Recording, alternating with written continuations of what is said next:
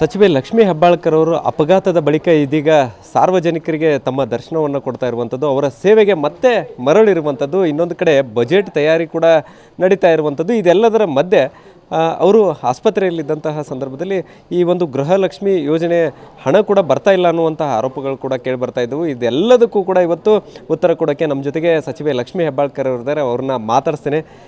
ಸಾಕಷ್ಟು ದಿನಗಳ ನಂತರ ಸಾರ್ವಜನಿಕರ ಸೇವೆಗೆ ಮತ್ತೆ ಮರಳಿದ್ದೀರಿ. ಹೌದು, ಭಾಳ ಸಂತೋಷ. ಈ ಸಾರ್ವಜನಿಕರ, ನನ್ನ ಕ್ಷೇತ್ರದ ಮತದಾರರ ಒಂದು ಅಭಿಮಾನ, ಅವರ ಒಂದು ಹಾರೈಕೆ, ಇಡೀ ರಾಜ್ಯದ ಜನರ ಒಂದು ಹಾರೈಕೆಯಿಂದ ಮತ್ತೆ ಇವತ್ತು ಸಮಾಜ ಸೇವೆಯಲ್ಲಿ ನಾನು ತೊಡ್ಕೊಂಡಿದ್ದೀನಿ. ಸೊ ನೀವು ಆಸ್ಪತ್ರೆಯಲ್ಲಿದ್ದರೂ ಕೂಡ ಸಾಕಷ್ಟು ಕೆಲಸಗಳನ್ನು ಮಾಡ್ತಾಯಿದ್ರಿ. ಸೊ ಈ ಬಜೆಟ್ ಪ್ರಿಪ್ರೇಷನ್ ವಿಚಾರ ಸೇರಿರ್ಬೋದು ಮತ್ತು ಗೃಹಲಕ್ಷ್ಮಿ ವಿಚಾರ. ಖಂಡಿತವಾಗ್ಲೂ, ಯಾಕಂತಂದರೆ ನಮ್ಮ ಇಲಾಖೆ ಬಹಳ ದೊಡ್ಡ ಇಲಾಖೆ. ರಾಜ್ಯದಲ್ಲಿ ಸುಮಾರು 60-65% ಜನರನ್ನು ನೇರವಾಗಿ ಮುಟ್ಟುವಂಥ ಇಲಾಖೆ.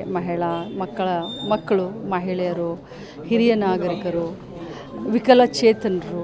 ಸೊ ಹೀಗಾಗಿ ಭಾಳಷ್ಟು ದೊಡ್ಡ ಇಲಾಖೆ, ಸುಮಾರು 40,000 ಕೋಟಿ ಬಜೆಟ್ ಇರುವಂಥ ದೊಡ್ಡ ಇಲಾಖೆ. ಸೊ ಭಾಳಷ್ಟು ಕಾಳಜಿ ತಗೊಂಡು ಮುಖ್ಯಮಂತ್ರಿಗಳ ಗಮನಕ್ಕೆ ಕೆಲವೊಂದು ಯೋಜನೆಗಳನ್ನು ತೆಗೆದುಕೊಂಡು ಬಂದಿದ್ದೀನಿ. ಈ ಗೃಹಲಕ್ಷ್ಮಿ ಯೋಜನೆ ಬಗ್ಗೆ ಮಾತಾಡೋದು ನೋಡಿ, ಗೃಹಲಕ್ಷ್ಮಿ ಯೋಜನೆ ನನಗೆ ಆಕ್ಸಿಡೆಂಟ್ ಆದಮೇಲೆ ಸ್ವಲ್ಪ ಒಂದು 3 ತಿಂಗಳ ಸ್ವಲ್ಪ ಡಿಲೇ ಆಯಿತು. ಯಾಕಂತಂದರೆ ನಾವಿದ್ದಾಗ ಏನಾಗ್ತೀವಿ, ಫೈನಾನ್ಸ್ ಡಿಪಾರ್ಟ್ಮೆಂಟ್ಗೆ ಪದೇ ಪ್ರೆಷರ್ ಹಾಕ್ತೀವಿ.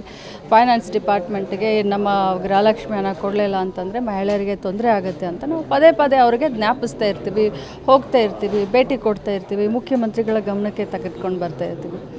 ಇದು ದುರ್ದೈವ, ಆಕ್ಸಿಡೆಂಟ್ ಆದಮೇಲೆ ಸುಮಾರು ಒಂದು 40 ದಿನ ನಾನು ಈ ರೀತಿ ಸ್ವಲ್ಪ ಇದಾಗಿರೋದ್ರಿಂದ ಸ್ವಲ್ಪ ಕುಂಠಿತ ಆಯಿತು. ಅದರ ಜೊತೆಯಲ್ಲಿ ಇಷ್ಟು ದಿನ ನಾವು ನಮ್ಮ ಡಿಪಾರ್ಟ್ಮೆಂಟ್ನಿಂದ ನಾವು ಹಣವನ್ನು ಬಿಡುಗಡೆ ಮಾಡ್ತಾಯಿದ್ವಿ.